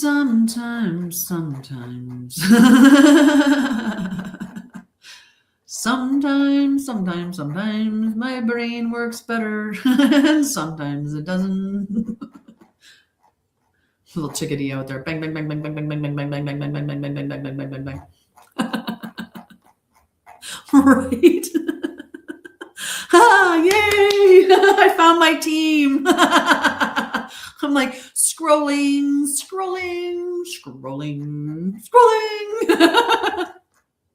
I'm like, wait, am I in the right path? Am I in the right folder even?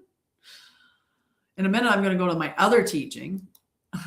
That'll make it easier. Whee! I know I'm scrolling really fast too. You think that I would, you should see the stuff I create though.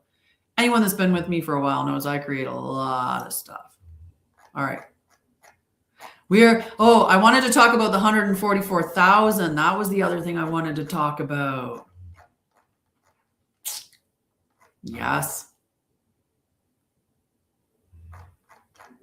Because we've been talking about the 144,000.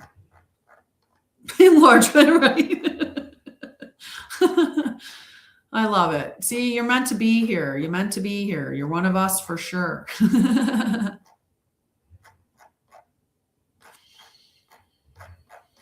Yeah, because I think for me, it's because I was doing a bunch of different things. I was doing a relaunch. I was doing the Christic astrology course. That's me, all kinds of things.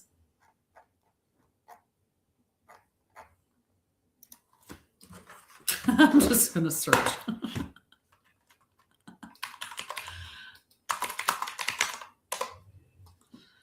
That's the best thing. That's the best thing. I've started actually getting better with my organization and making folders and having subfolders and stuff like that. Like I really, really do.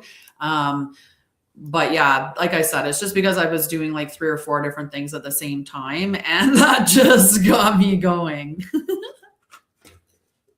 So, all right. So we're going to talk about the equinox. Okay. What is the truth about the equinox? We'll talk about that. And then we'll talk about the 144,000. I'll do a little more look on that. So the equinox is not simply a date in the calendar. It is a precise astronomical moment, okay, where there's a threshold and the relationship between the earth and the sun creates a moment of perfect balance. So day and night stand in equal, and light and dark are held in exact proportion. And this is not symbolic. It's really measurable and observable, right? It's not just a symbolic thing that we're having equinox. It's measurable is what I'm getting at. So from that physical balance, everything else flows. What the equinox is in truth is that it occurs when the sun crosses the celestial equator, moving from the southern half into the northern half of the sky. And this marks the equal daylight and darkness across the planet. And the turning point where light begins to dominate in the northern hemisphere, a reset in the Earth's seasonal cycle. It is one of only 2 moments where this exact balance happens, right? We'll get the next one in fall. So what does this create in our body and in the field? And again, we're back to talking about the nervous system, right? And that's something that I studied a lot of reasons. Why? Well, I was a nurse for over 20 years. I worked with a lot of patients with MS. I was diagnosed with MS myself, which is a neurological disorder. I also was diagnosed with functional neurological disorder, again, another neurological disorder. So I spent a lot of time learning about the nervous system from that aspect. And then in my trauma healing, I realized how regulating your nervous system was such a significant portion of healing and even an awakening and allowing you to hold more in your capacity. So here we are back to talking about it. So the human nervous system and hormonal rhythms are tied to light exposure. This moment affects the body directly, right? So at equinox, circadian rhythms recalibrate, melatonin and serotonin begin shifting toward increasing wakefulness and activity. And the body prepares for that outward movement, creation, and growth. Oh, I love that. See, you really do fit in perfectly. And this is why people often feel clearer mentally, more motivated, and less tolerant of stagnant misalignment. You know, there's this whole theory that in the winter time, like before you go into the winter season, people do this thing called coupling. I've never done it. I don't understand what I just don't. But I do know that it's apparently people get into a relationship so that they can have someone to cuddle with through the warm months. And then you break up before February, like you break up before Valentine's Day or something. And that would be this moment. You would be like, I'm done tolerating that, right? I'm not tolerating. It's not aligned with me. It's out. Which is just funny. It is very handy. It is very handy. I actually, with my Christic astrology, I was able to look at all of the signs and determine how that shows up in nervous system triggers, and then offer within my readings, solutions or practical supports for those triggers, which is really, really powerful. It's interesting how it all comes together, right? You know, as a computer programmer, I was a nurse, you know, like emerged, flight nurse management, like all of it, you know, into learning more, like so many things. I just love to learn. Yeah. And we just use it all together. So yeah, it's really, really powerful. I do true sidereal readings, but I call it Christic astrology because I remove the distortions from it. So the lies that they've put in that keeps us like out of alignment, I moved those things out of it. And then I applied all my nursing, all my trauma, all my mental health, all my nervous system, all of that stuff into it as well. And I have like such a powerful framework now. And now I'm teaching it. Now you can learn it too. Foundational level 1 opening ceremony starts today, but the actual course starts in April. So there's still time. If you're hearing it for the first time and are interested in it, you still got time to join. So it's not imagined, this experience that we're going through, because as the environment changes, the body responds. I was thinking about how, you know, in your eyes, you have receptors that determine the light level, right? And those receptors in your eyes, when they feel the sun is at a higher level, they send a signal to your body that tells your skin to increase, like tells you to increase the melanin, right? To protect you. When we put on sunglasses, we disrupt that whole function. So wearing sunglasses actually means that you're going to burn more, because you've disrupted that. So the light that we see with our eyes is huge. It actually affects us because it affects more than just, right? As it said here, that melatonin production increases, like stuff like that. So it's, you know, so if you can be outside without the glasses on so that your eyes can adjust to the actual temperature that's out there, unobstructed, so it knows that's the level of light, this is the level of melatonin I need to protect myself from burning.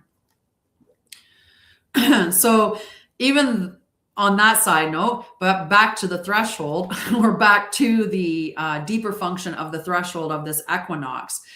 Balance is not the whole point of the equinox, right? It's the pivot. That's all it is. Yeah. No, it's okay. No apologies necessary. So this is the moment reveals contrast with precision. It's asking anything that is out of alignment, that is being avoided, or that is no longer stable or sustainable needs to become visible. And it's not because something external is forcing it. It's just because balance removes distortion, or it reveals it to us. And when light and dark are equal, there's nowhere for things to hide. And it has always mattered across cultures. The equinox has been marked as a beginning point, not a random one, a functional one. It is the moment where seeds can reliably begin to grow, cycles of action can begin without fighting the environment, and energy supports forward movement rather than survival, right? In the wintertime, we are more focused on survival. It's cold, like the growth cycle is done. So, when you look at what the animals, like the moose, he goes through the beginning of the season, he's got his antlers on and he's good. He's eating the berries and whatever he's picking up. But I love you. I'm 6:30. I'm on 6:30 Mountain on Wednesdays, 6 Mountain on Sundays. I don't know what time zone you're in. And so 8 and 8:30. 8 and 8 p.m. on Sundays and 8:30 p.m. Eastern on Wednesdays. That's my standing days. And then I do extras. Tomorrow at 11 a.m. Eastern, or quarter to 11 and quarter to 1 Eastern. Sorry, quarter to 1 Eastern, quarter to 11 Mountain. I'm going to be doing a special live. So yeah, I'll be doing a special live tomorrow. We're just going to be doing a little meditation. We're meditating on 4 words for 5 minutes, right at 1 o'clock, 11 o'clock. So I'm going to start a little bit early so that we can be ready to go at 1. Okay, perfect. Love you. So what do you actually do with the, because like the ancient systems, they tracked this because it worked. So what are you supposed to actually do with it, with the equinox energy, with this pivot point, with this opportunity, right? So we don't need some ritual or some complex thing to work with this moment, right? We just need clarity, precision, 2 things. Okay. So 1, you're going to look today to identify what is no longer aligned, not in theory, in behavior. So what are you still doing that does not match where you're going? Right? It's a pretty good question. 2, make a decision, not 10 changes, 1 or 2 that are real and enforceable. 3, initiate forward movement immediately. The power of this threshold is in its action, not contemplation. So do that 3 steps, identify what's no longer aligned, make a clean decision, and take action on that decision. That's it. That's all. Even 1 small decisive step matters more than a perfect plan. And oftentimes we hesitate to move until it's perfect. But all that is us not doing it, because it will never be perfect. It will never get to the moment where it's perfect. So we'll keep delaying starting. And it's like chasing a carrot. Right, the carrot's out on the fishing line here and you're running around chasing and you'll never get to it.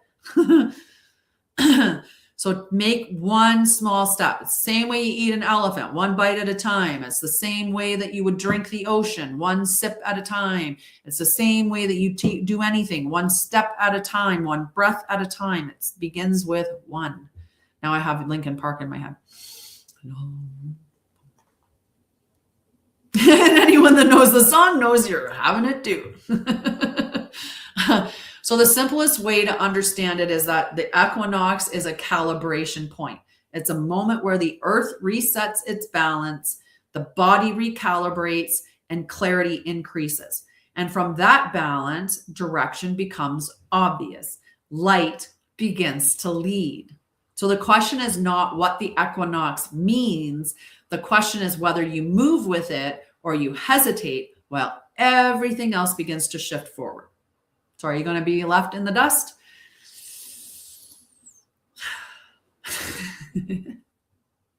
Not sure, hey? I'm not. I got my Aries boots on. I got up with Aries rising and said, let's go.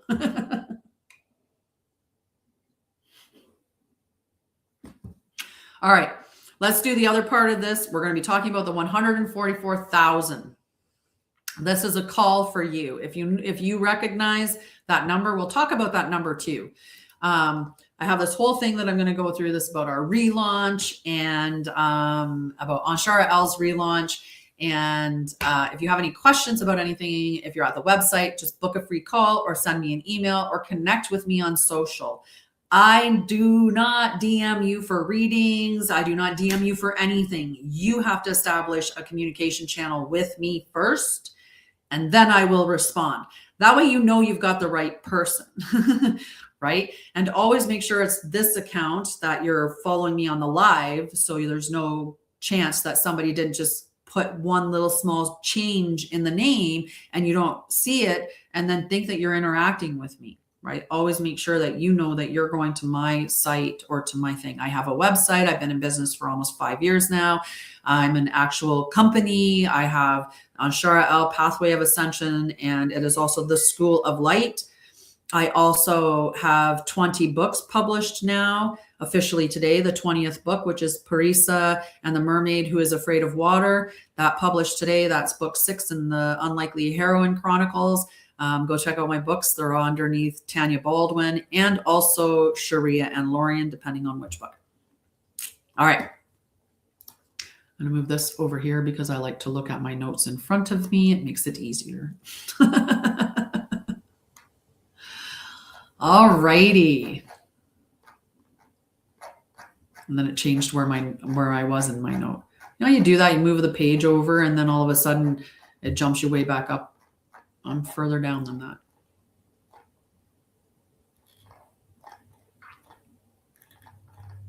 There we go. Found it. I love you. Mwah. All right. So something is shifting across the world right now. And I know that if you're here, you can feel it, right? Many people can feel it. Some don't fully have words for it. Structures that once felt stable are beginning to change. For some of us, we were aware of this information, and we've been aware of this for a long time. We knew the charade that we were living in. We know more than what's even being released to the public at this time because we have spiritual insight, or we've remembered, or we've searched out the information. One rabbit hole too many, whatever it is. But many people can feel it. They don't have words for it, while other people do understand.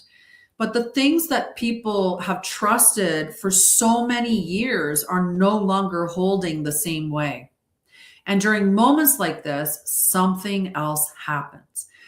People begin to awaken. And we've been waiting for this. Those of us that were, because we awoke in levels, right? There's the very early out people like David Icke. He was awake long time ago talking about stuff that most people called him crazy for.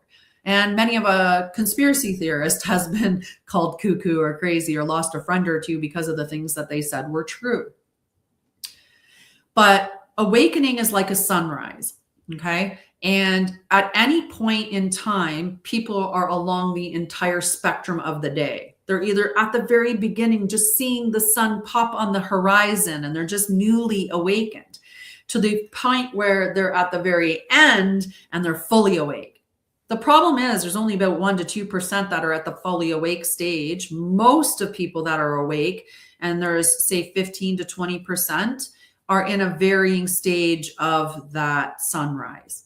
Some of them have just opened their eyes, whereas others are more awake. And we don't awaken all at once. We awaken steadily, one after the other after the other. People hanging around me, they get to hear all kinds of conversations that will awaken them even more so. This is the way that it happens. So that's how other people waken up. They interact around other people who are vibrating at higher frequencies, and it wakens them up, or it triggers them and it sends them on their pathway. And on their pathway, they go through a bunch of healing and come out the other side going, hi, I'm awake now. That woke me up, right? Whatever their journey is. Sometimes we're the trigger or the activator or the person that changes it. But more often than not, I mean, we might trigger something and then they go on a path, and that path opens them up. But across the world, individuals are beginning to notice the same things. They feel when something is out of alignment. They question what others accept. And they feel a pull toward truth even when it would be easier not to. It's not easy being the person that was awake a long time ago. It wasn't. It wasn't fun being cuckoo crazy. It wasn't fun having people not want to talk to you. And it was really challenging being awake for so long and then seeing the new information coming out and waiting for everybody to go, holy, and that's what's going on, and for people to stand up and then nobody's standing up and you're like, what? Not yet. We have to wait for more information. And that's just the way it is.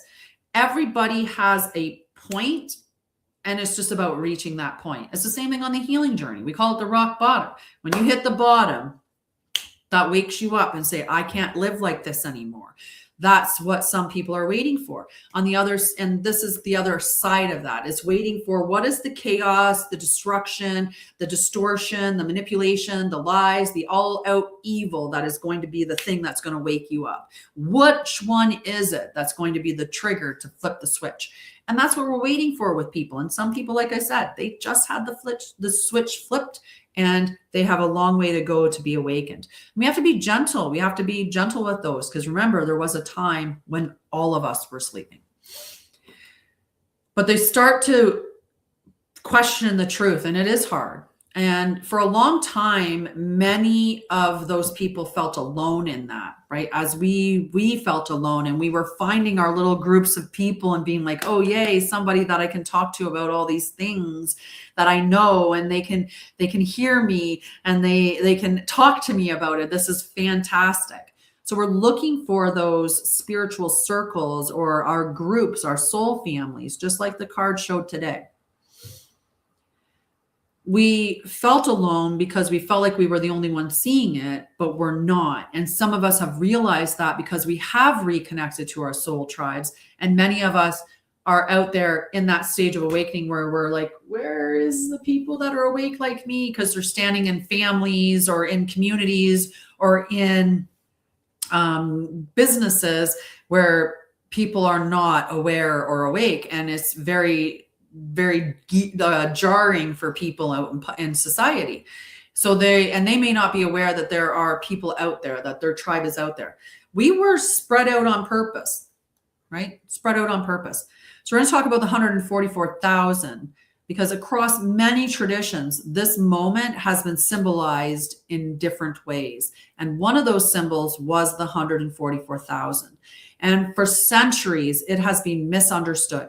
It was never about a chosen group. It was never about separation or hierarchy. All it does is describe a pattern. It's a distribution field of individuals who begin to awaken during times of transition, not to control the world, not to escape it, just to stabilize it. And how do we do that? We do that by stabilizing ourselves. Right?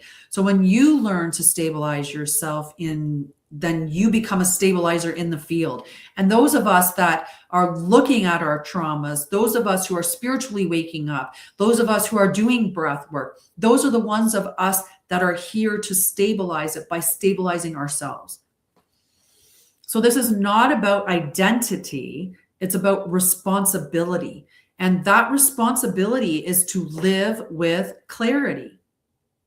Okay, to seek truth instead of comfort, and to stop contributing to confusion and instead become a point of stability. That's the shift that's happening. And that's where people are going to start resonating with people around them that are that stable energy force. They are people who are like me that teach Return to Center, which is a course that helps you return to your center.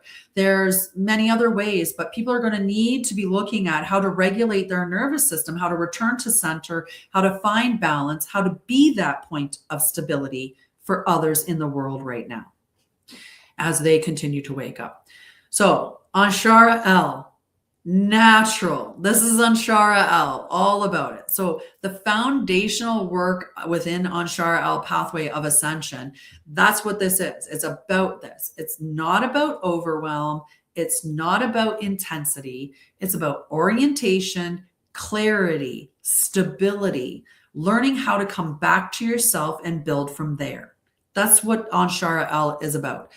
Clarity, stability, learning how to come back to yourself. Simple stuff.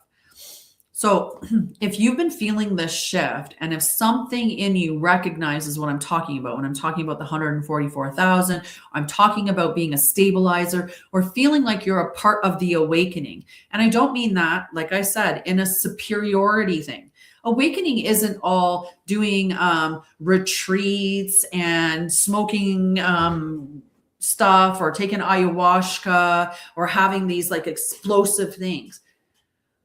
True spirituality, true awakening, truly being one that's a part of that is being grounded, being stable, is embodying the truth of who and what you are and living that every day in practice, right? It's the person that says, you know, if we're going to be doing a spiritual, if we need to be me, right? I'm talking about how we need to support Mother Gaia.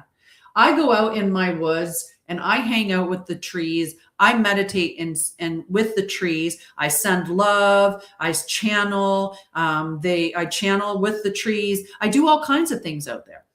I do all kinds of things in the morning. I wake up. I channel and write. I meditate. I speak. I call in my monad, my oversoul. I do yoga. I do these things. I don't tell you to do them and then sit on my throne of lies and collect all my money. I tell you to do these things because there are things that I have done and they work, or there are things that have been supported by other people to have worked. And I've tried them, even though they didn't stick with me. And now I'm sharing them. And I have a whole host of things to share in that way. So it's all about returning to center. It's about not doing more. It's just about grounding yourself. It's about being the lodestone, that stability. And when you think about the way that we are around the world in all these different points, right? We create a web, we create a grid. You are a node, I'm a node, and your node, and your node, and your node, and we're all nodes. And I'm out in the middle of nowhere in Alberta, and you're in British Columbia, and somebody else is in Ontario, and someone else is in New York or Virginia or wherever, right? Like people are around the world, and that's so we can create nodes and connections to create a grid around the world. That's what we're doing. And your job is to be stable. Your job is not to see the chaos and destruction and all of the fear and all of the stuff, and to be detached from that. Be detached, and also at the same time doing the things in real life that we're supposed to be doing to create the structures that we want. So if the current education system sucks, create something new. If the current finance system sucks, we got to create something new. If the current internet sucks, we got to create something new. If the current food system sucks, we got to create something new. That's what we have to be doing. And there's people around the world that are doing this, right? But at the end of the day, what you need to do is start with you, because it's your reflection. You are the universe, right? You're reflecting yourself out there. I lost my train of thought at the end there. It's okay. All right. So we just want to be grounded. We want to be embodied. We want to be living the truth. And that's how we are going to bring about the new earth. It's that simple, but we have to live it. We can't just keep learning, right? Remember when I used to say it was shelf-help? If we had the self-help books on the shelf, but we never used them, then it wasn't self-help. It was shelf-help. The same thing, it's just performance if you're not really doing the spiritual practices. You're just performing spirituality. You're not embodying it. And the only way that we're going to create the new earth is through embodiment. We're not going to create it by wishing it into existence, by, kumbayaing, or by doing we're not going to create it through another ayahuasca ceremony, right? There's a lot of spiritual people out there that aren't completely aligned with the truth or with the light. And you have to get grounded into your body so your discernment becomes more accurate, and you'll know, hey, wait a second, something's fishy about this person and I shouldn't be aligned with them. There. Hey, do either of you know your true sidereal? Your true sidereal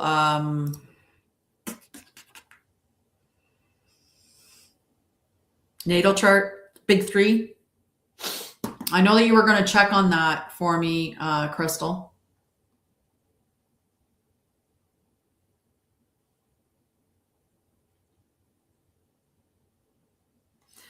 your body, right? Like when we think about it, so your body is the temple of light. Your spirit is the light. And when we bring our spirit, when we marry it to our body, we are marrying, or we are bringing heaven to earth is what it is, right? When your spirit is the heaven portion, your body is the earth portion, or the temple.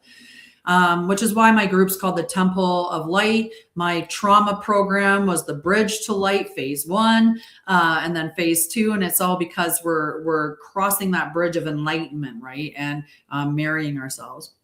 Yeah, your top 3 for, do you know your true sidereal top 3? Did you do that on the thing yet? I think you did the one time when we were on. Or it was Sha'Ryah.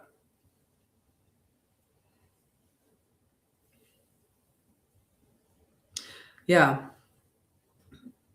I cut my hair. Did you notice? I can't stop playing with it either because I cut like 8 inches off. But it feels so much thicker now because it's like,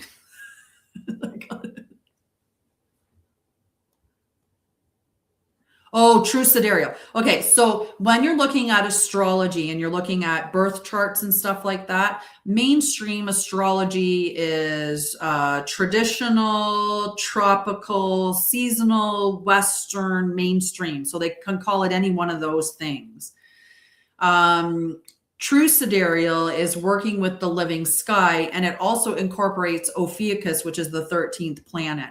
And it considers the movements of everything, everything, not just, when we're looking at the traditional astrology or mainstream astrology, it's based on the planets frozen 2,000 years ago. Whereas true sidereal is looking at what's happening in the sky right now. And for many people, they are not even aware that there are different styles or different types of astrology out there. Like they just know of mainstream.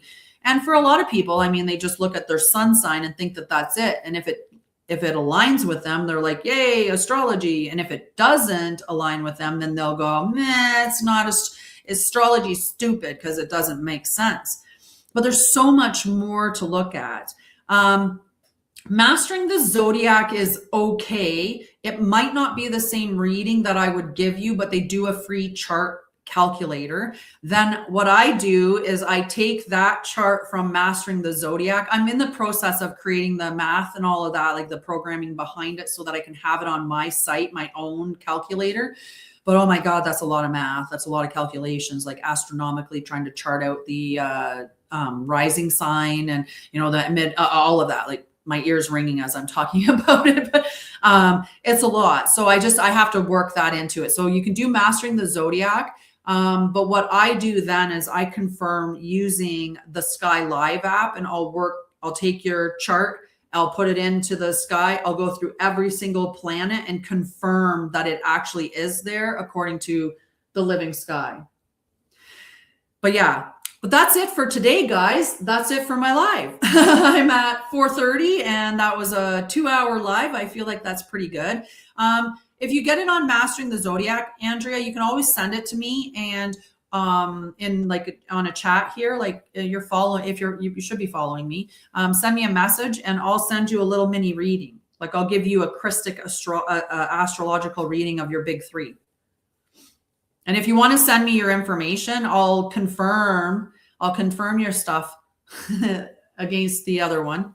But yeah, I gotta go. I have company that just showed up, and I love you guys, but I should go and unlock doors and stuff so that they can come in. Otherwise, they won't be able to visit at all. Mwah. I love you guys. Thank you so much for hanging out with me. Go check out Anshara'El. If you have any questions, definitely message me. I love you guys. I will see you back here tomorrow at 10:45 Mountain, 12:45 Eastern. It's about a half an hour live. We're only going to do a quick little meditation at the hour for 5 minutes. And then check me back here Sunday at 6 p.m. Mountain or 8 p.m. Eastern. And also Wednesday at 6:30 p.m., 8:30. All right. Love yous. Bye. Come on in.